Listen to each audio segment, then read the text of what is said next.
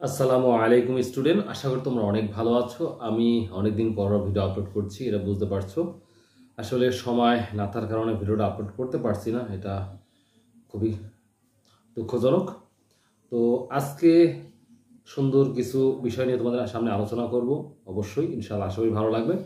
Family relatives, অর্থাৎ আমাদের ফ্যামিলির মধ্যে যেই নানা দাদা নানি থাকে, তাদের আমরা কিন্তু ইংলিশে বলতে পারি না। তো আমি আবার বলি, যারা ইংলিশে ভালো করতে চাও, সবসময় একটা কথা বলে থাকি এবং সবসময় মনে রাখবে, তোমরা ইংলিশে ভালো করতে হলে অবশ্যই রেগুলার প্র্যাকটিস করতে হবে, চেষ্টা করতে হবে। যদি প্র্যাকটিস বা চেষ্টা যদি না করো, তাহলে কখনোই মনে থাকবে না এগুলো, বা কখনো ডেভেলপ করা যাবে না। এবং যারা স্টুডেন্ট আছো তাদের জন্য বলছি, প্লিজ তোমরা মুখস্থ থেকে সরে আসো। তুমি মুখস্থ থেকে সরে আসো। যদি মুখস্থ থেকে সরে আসতে পারো, তাহলেই আমি বিশ্বাস করি ইংলিশে ডেভেলপ করতে পারবে। আর anyhow you have to memorise vocabulary. যে কোনো মূল্যে রেগুলার আমাদের ওয়ার্ড মিনি মুখস্থ করতে হবে। অথবা আমি আর একটা সহজ যদি উপায় বলি, কত ওয়ার্ড মুখস্থ করবে? লক্ষ লক্ষ ওয়ার্ড আছে, তো এতগুলো ওয়ার্ড মুখস্থ করা সম্ভব না। তো যদি একটা লিসন ধরো 1 2, যেমন আমি আজকে তোমাদের চেষ্টা করব 10 থেকে 12টা লিসন নাম্বার 1, এটা হচ্ছে ফ্যামিলি রিলেটিভস। এরপরে আমি হিউম্যান বডি, মানব দেহ নিয়ে আলোচনা করব। এরপরে হাউস হোল্ড অ্যাপ্লিয়েন্স, এটা নিয়ে আমরা আলোচনা করব।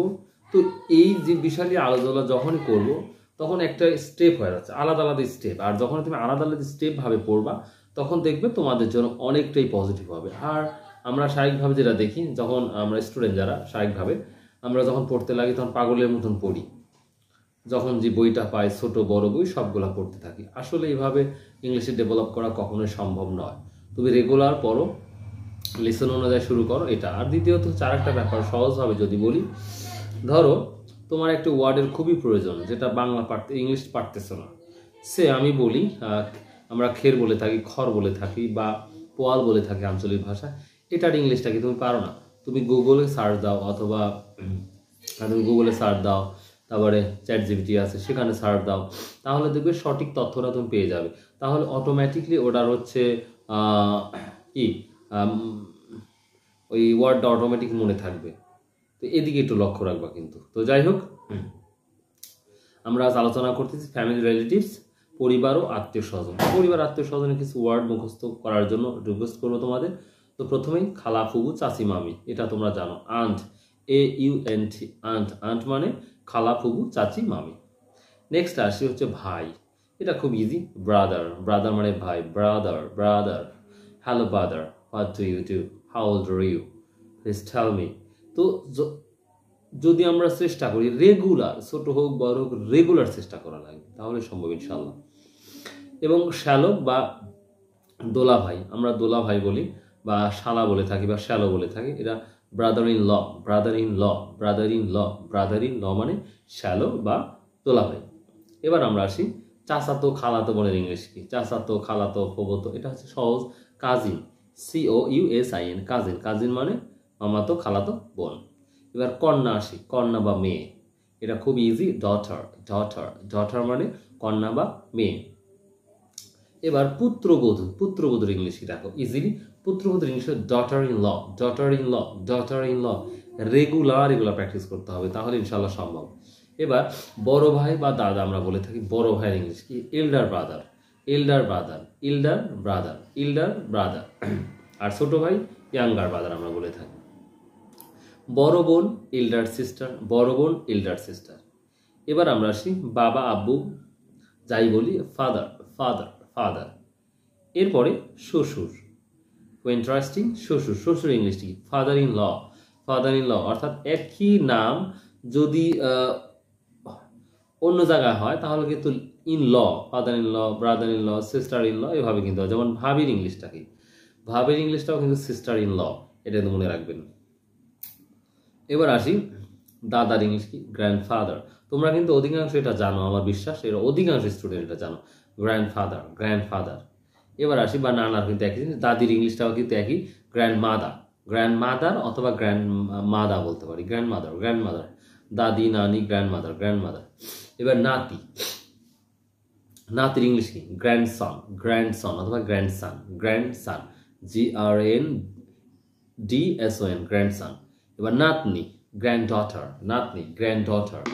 না তাহলে নাতনি কি বললাম? নাতনি হচ্ছে গ্র্যান্ডসন, আর নাতি হচ্ছে গ্র্যান্ডসন, আর নাতনি হচ্ছে গ্র্যান্ডডটার। তো এবার পরবর্তী দেখো স্বামীটা খুব ইম্পর্টেন্ট। হাজবেন্ড মানে স্বামী। মা সবাই জানো, মাদার। এবার শাশুড়ি, মাদার ইন ল। ভাতিজি বা ভাগিনী, নেফিউ মানে ভাতিজা, নেফিউ। আর নিস মানে হচ্ছে ভাতিজি বা ভাতিজি অথবা ভাগ্নি। দেখো এবার বোনের ইংলিশটা তোমরা জানো, সিস্টার মানে বোন, এবং শালিকা বা হচ্ছে ভাবি, এটা হয় সিস্টার ইন ল। এবার জামাতা মানে আমরা জামাই বলে থাকি, যেটা সান ইন ল বা সন ইন ল বলে থাকি। পুত্র অথবা ছেলে, এটা সহজভাবে বলি সান, SON, সন অথবা সান বলে থাকি। স্ত্রী কমন শব্দ ওয়াইফ। আচ্ছা, চাচি বা মামা, চাচা, ফুবা, খালু, এটা কি আমরা বলি? আঙ্কেল বলে থাকি, আঙ্কেল। এবার আমরা আসি ছোট ভাই, ইয়াঙ্গার ব্রাদার, ছোট ভাই ইয়াঙ্গার ব্রাদার, ছোট বোন ইয়াঙ্গার সিস্টার। তো প্রিয় স্টুডেন্ট, আশা করি তোমাদের এই ভিডিওটা অবশ্যই ভালো লাগবে।